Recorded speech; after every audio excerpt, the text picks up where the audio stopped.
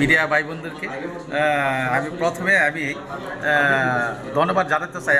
আমাদের যে রাজ্য বিজেপির যারা কমিটি আছে তারা আমাকে 17 পেক অজলা জন্মযোগ্য করে আর আগামী 2026-এর এডিসি স্বশাসিত জেলাতে বা তৃতীয় এডিসিতে আমাকে 17 নং পেক অজলাতে মনোনীত প্রার্থী হিসাবে আমাকে প্রার্থী ঘোষণা করেছে। তাই এই জন্য আমি রাজ্যবাসীকে এবং আমাদের যে বিজেপি রাজ্য কমিটিকে আমি ধন্যবাদ জানাতে চাই। এর সাথে সাথে আমি জনতার পাশে মানে জনতার সাথে আমি বিশেষভাবে আমি কাজ করতে খুব আগ্রহী হই। আমার নাম মজিদ দেববর্মা, 17 পেক অজলা জন্মযোগ্যে মনোনীত প্রার্থী বিজেপির। গুরুত্ব দেবেন আমি প্রথমত আমার 17 নং পেক অজলা জন্মযোগ্যে যেটা 19টা বিসির মধ্যে যারা গরিব শ্রেণী রয়েছে তাদেরকে আমি বিশেষ গুরুত্ব দেওয়ার জন্য আমি বিশেষ আশাবাদী। আমাদের দেশের যশস্বী প্রধানমন্ত্রী নরেন্দ্র মোদীজি এবং আমাদের রাজ্যের যশস্বী মুখ্যমন্ত্রী আদরণীয় প্রফেসর ডক্টর মানিক সাহাজি এবং আমাদের প্রদেশ সভাপতি আদরণীয় রাজীব ভট্টাচার্যজি, ওনাদেরকে প্রথমে আমার এবং আমাদের পার্টির যারা সিনিয়র নেতৃত্ব সবাইকে প্রণাম জানাই। এবং তার সাথে সাথে আমাকে দেমসরা পচুসরা কেন্দ্রের প্রার্থী করার জন্য পুরো সমস্ত ত্রিপুরাবাসীর কাছে আমরা একটাই মেসেজ দিতে চাই বা একটাই বার্তা দিতে চাই। আমাদের সরকার যেভাবে রাজ্যের মধ্যে এবং কেন্দ্রের মধ্যে গুড গভর্নেন্স হিসেবে কাজ করছেন, আমরা চাই এডিসির মধ্যেও আমরা সরকারে আসার পর এই ত্রিপুরা রাজ্যকে বা এডিসিকে আমরা গুড গভর্নেন্স আমরা প্রোভাইড করব।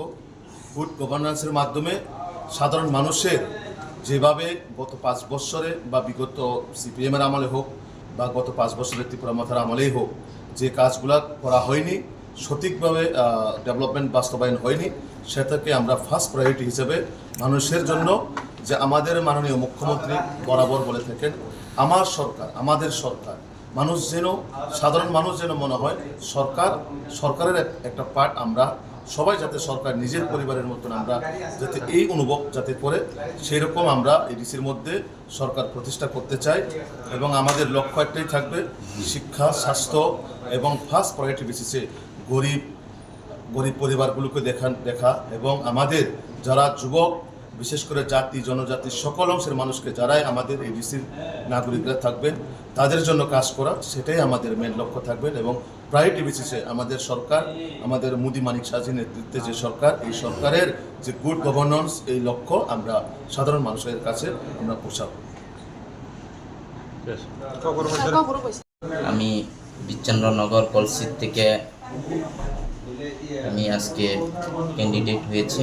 আমি আমার ভারতীয় জনতা পার্টি ত্রিপুরা প্রদেশ আমাদের সভাপতি রাজীব ভট্টাচার্যজি, আমাদের মাননীয় মুখ্যমন্ত্রী আমাদের প্রফেসর ডক্টর মানিক সাহা স্যারজি এবং আমাদের নরেন্দ্র মোদী স্যারজি এবং যে রাষ্ট্রীয় সভাপতি নীতিন নবীনজি, সবাইকে ধন্যবাদ জানাই।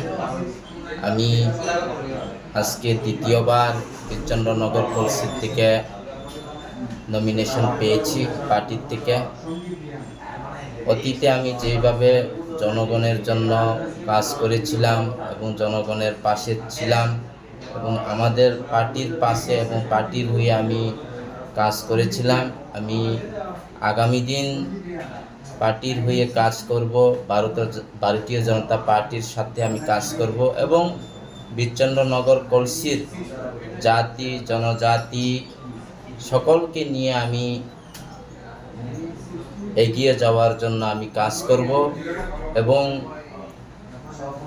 আগামী দিন শান্তির বাজার এবং জুলাইবাড়িতে পার্টি যাদেরকে এমএলএর নমিনেশন দেবে আমি তাদেরকে বিধানসভাতে পাঠানোর জন্য আমি কাজ করব। ধন্যবাদ। আমি 11 মহারানীপুর টেলাম্বুরা কনস্টিটুয়েন্সি থেকে আমি ক্যান্ডিডেট হয়েছি। আপনার কি প্রতিক্রিয়া থাকবে আজকে? আমি প্রথমে আপনাদেরকে অনেক ধন্যবাদ জানাই, আর আমাদের যশস্বী প্রধানমন্ত্রী শ্রী নরেন্দ্র মোদীজি এবং আমাদের যে leaders of the state honourable CM sir doctor professor Manik সাহাজি, state president Shri Rajib Bhattacharya, NGS Bipin দেববর্মাজি এবং core committee member all cabinet minister যারা আমাদের সিনিয়র আছে, যারা আমাদের দায়িত্ব নিয়ে থাকে আমাদের স্টেটকে, তাদেরকে আমি প্রথমে ধন্যবাদ জানাই আমাকে এই সুযোগ দেওয়ার জন্য বা এই অপরচুনিটি দেওয়ার জন্য।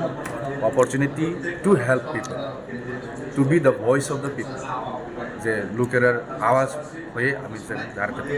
আমি আশা করি যে আমি বিপুল বুথে জয় করব আর মানুষ আমাদেরকে সহযোগিতা করবে। কোন কোন বিষয় নিয়ে আপনারা মানে জনগণের কাছে যাবেন বুঝছেন হওয়ার জন্য?